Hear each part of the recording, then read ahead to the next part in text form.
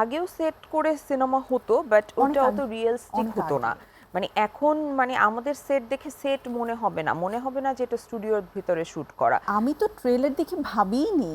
আমি ভাবছিলাম কি জানো, আচ্ছা এরকম ট্রেন কোথায় পেলো, কিভাবে করে হ্যাঁ, করলো। এটা ওরা জাস্ট পুরো সেটটা বানিয়েছে Wow! এবং মানে স্প্রিং এর উপর সেটটা বানিয়েছে।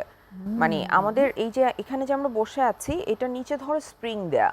সো সো জানো যে আমরা যখন হাঁটছি বা একটু দুলালে এরকম মনে হবে যে ট্রেনটা মানে দুলে দুলে লাইক যাচ্ছে। আমরা যখন ট্রেনে হাঁটি হ্যাঁ, তখন কিন্তু এই ফিলিংটা হয় যে আমি হ্যাঁ, সোজা হয়ে হাঁটতে পারছি না। ওয়াও! ওইটার জন্য। সো এইটা করেছে যে আমাদের আর্টে যে ছিলেন রাজিম, সে খুবই ভালো কাজ করেছেন। তো ওয়াও! সে এইভাবে করে সেটটা ডিজাইন করেছে এবং সিনেমাটোগ্রাফার ছিল পলাশ, সেও অসম্ভব ভালো একজন মানুষ, সে এত ভালো কাজ করেছে।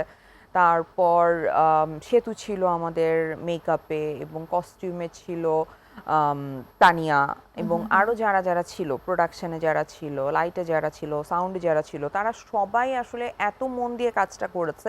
আমরা খুব এনজয় করেছি, মানে পুরো সেটটা মানে মনে হয়েছে যে, আর এমনিতে তো তুমি দেখেছো আমাদের বগিটা খুবই রাজকীয় এবং ওইটা কিন্তু রানী এলিজাবেথের জন্য বানানো হয়েছিল। ঠিক আছে, সে যখন আমাদের দেশে আসছিল ভিজিট করতে, তার জন্য স্পেশাল এই বগি বানানো এই বগি, হয়েছিল। তো ওয়াও! এখন এটা মিউজিয়ামে আছে রেলওয়ের।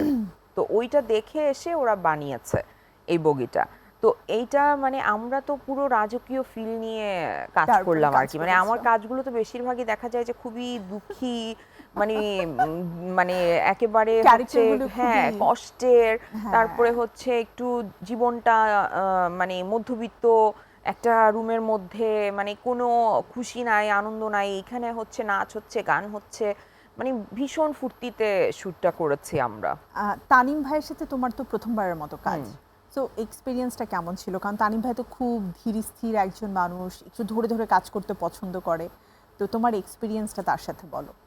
আমার খুব ভালো লেগেছে তানিমের সাথে কাজ করে। আমার আমার প্রায় ২-৩ বছর ধরে তানিমের সাথে কাজ করার কথা চলছে। মানে ওর ওর একটা সিনেমা করার কথা ছিল। ১ম ওর আরেকটা সিনেমা করার কথা ছিল।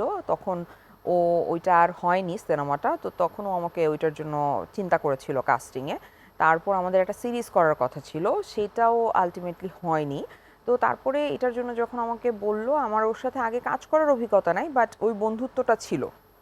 তো বলার পর আমি আসলে রাজি হলাম এবং কাজ করতে গিয়ে আমি এক নতুন তানিমকে আবিষ্কার করলাম। খুবই শান্ত, খুবই কম জানে কথা সে কি বলা। কাজ করছে, সে তার কাজটাকে ঠিকমতো জানে।